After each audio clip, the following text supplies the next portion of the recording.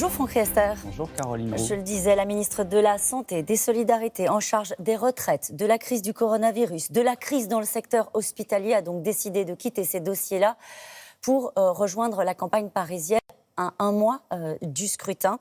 Le directeur de campagne d'Anne Hidalgo parle d'abandon de poste et de graves fautes politiques. C'est sa décision ou c'est la décision du chef de l'État? Bon, c'est une décision collective. Après ce qui s'est passé, le retrait de Benjamin Griveaux, il fallait envoyer un signal fort que la majorité présidentielle, et même au-delà, était décidée à mener le combat parisien pour offrir une alternance à Paris.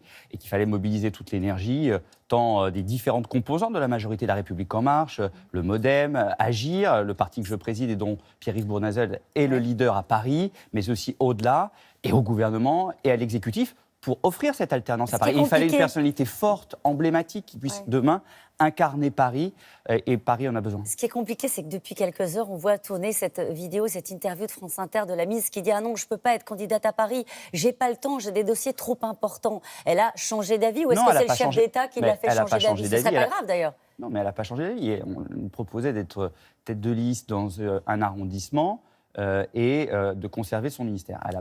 On lui a proposé collectivement de pouvoir prendre la tête du combat parisien pour la majorité présidentielle. Évidemment, elle a tiré les conséquences au niveau ministériel. Elle ne pouvait pas continuer, vu l'urgence de tous ces dossiers, vous les avez évoqués, continuer d'être ministre. C'est la raison pour laquelle elle a pris la décision de ne pas continuer à être ministre. C'est Olivier Véran qui la remplace et de mobiliser toute son énergie pour la campagne qui va être évidemment très difficile. Campagne pour la capitale, la région capitale, pour un mois, pour démontrer que le projet qui a été bâti par les équipes de Benjamin Griveaux et son amour de Paris peut être utile pour le Paris. Et les Parisiennes et les Parisiens. Il est convaincant, le président de la République pour Paris. Ouais, mais voyez, elle aime Paris, vous savez, elle a beaucoup réfléchi depuis des années à cette question-là. Et là, il se trouve que l'opportunité se pose. La victoire est possible? Je pense que la victoire est possible parce que nous sommes tous rassemblés derrière elle. On parle de la publication. Oui. Agnès Buzyn, c'est une candidate, je pense, exceptionnelle pour Paris. Elle est solide, elle est expérimentée, elle est sereine. Et je crois qu'on a besoin de cette personnalité-là aujourd'hui à Paris. En urgence, une urgentiste en tout cas, c'est une femme qui a une grande humanité. Et pour être maire de Paris, il faut ça. La publication d'une vidéo à caractère sexuel est à l'origine du départ de Benjamin Griveaux. Cela pourrait se passer à 2 jours d'une présidentielle. En tant que ministre de la Culture, comment est-ce qu'on fait pour que ça ne se reproduise pas? Et est-ce que c'est votre volonté? Est-ce que vous avez une réflexion sur ce sujet-là? Oui, bien sûr, Caroline Roux. C'est très grave ce qui s'est passé. C'est très grave pour Benjamin Griveaux et sa famille. C'est très grave d'un point de vue démocratique. Vous l'avez dit, c'est arrivé pour Paris, ça peut arriver pour n'importe quelle élection. Et puis c'est grave pour notre société. Parce que la vie privée, notre intimité est quelque chose qu'il faut absolument préserver. On ne doit pas porter atteinte à cette vie privée. C'est un des fondamentaux de notre vie ensemble. Et donc, nous devons nous mobiliser pour ce faire. Le gouvernement est très mobilisé. Vous savez qu'il y a des lois qui existent déjà. Le fait de divulguer des contenus intimes à caractère sexuel est répréhensible et sanctionnable par la loi d'une façon très forte. Nous pouvons aujourd'hui, les leviers juridiques existent pour faire retirer d'une façon urgente auprès du juge des contenus qui seraient évidemment en contradiction avec la protection de la vie privée. Et puis le gouvernement travaille sur toute cette question de la responsabilisation des plateformes pour nous protéger. Protéger contre les désinformations, les fake news, les infox, la manipulation de l'information. Il y a une loi qui a été portée. On a été un peu critiqué pour ça. Mais en fait, il y avait la démonstration d'un volontarisme pour ce faire. Il y a la question, bien évidemment, de la lutte contre les propos haineux. C'est la proposition de loi de Laetitia Avia que soutient la majorité et le gouvernement. Et puis, c'est toute la réflexion que nous conduisons avec la Commission européenne pour faire en sorte de responsabiliser les plateformes. Les plateformes, les réseaux sociaux, Internet nous permettent de communiquer. C'était sur un site au départ. C'était sur un site et ensuite c'était relayé par les réseaux sociaux. Mais nous devons trouver les voies et moyens pour protéger un certain nombre de règles fondamentales, de libertés fondamentales, à commencer par la vie privée. Parce que ça n'arrive pas simplement à un politique. Ça arrive à nombreux de nos compatriotes, et notamment les plus jeunes, les plus fragiles.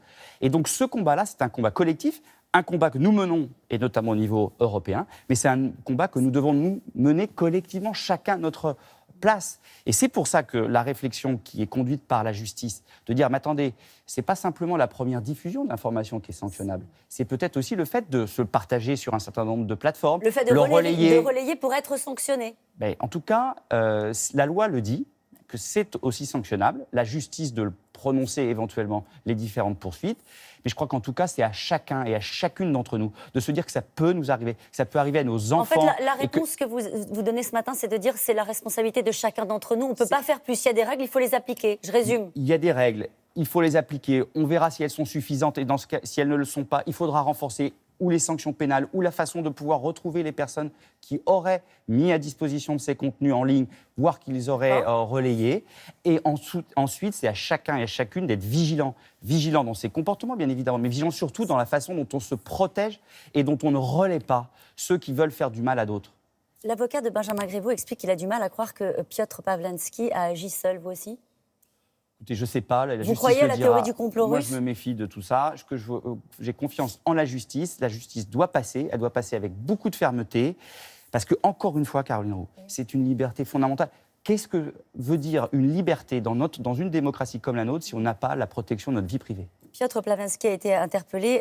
Je rappelle que l'artiste russe opposé à Vladimir Poutine a obtenu l'asile politique en France, tout comme son ex-compagne. C'était en mai 2017. Des voix s'élèvent pour demander que son statut lui soit retiré. Écoutez, là c'est pareil, moi je vais laisser faire la justice et on verra le moment venu.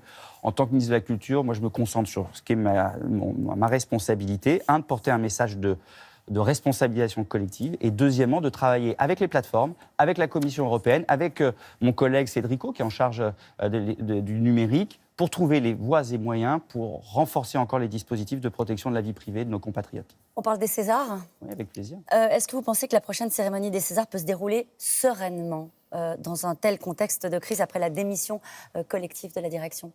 Je le souhaite. Bien évidemment, je pense que ça sera l'occasion de prendre de prise de parole d'un certain nombre de personnalités ou de collectifs. C'est bien, c'est un moment, vous savez, c'est un moment qui est particulier dans nos sociétés. C'est la libération de la parole. Enfin, dans les grandes démocraties, et en particulier enfin, en France, la parole se libère.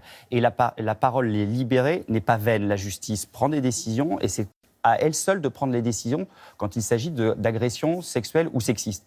La parole va vraisemblablement être prise par un certain nombre de collectifs. Moi, ce que je tiens à redire à cet égard, c'est que la création doit être libre. Nous devons protéger la liberté de la création. Et pour autant, c'est-à-dire que je m'oppose à tout boycott d'œuvres d'art. En revanche, ce n'est pas parce qu'on est un artiste de talent, ce n'est pas parce qu'on est connu qu'on a une garantie d'impunité. La loi doit passer pour tous, quels que soient les citoyens, fussent-ils connus. Vous pensez à qui quand vous dites ça ?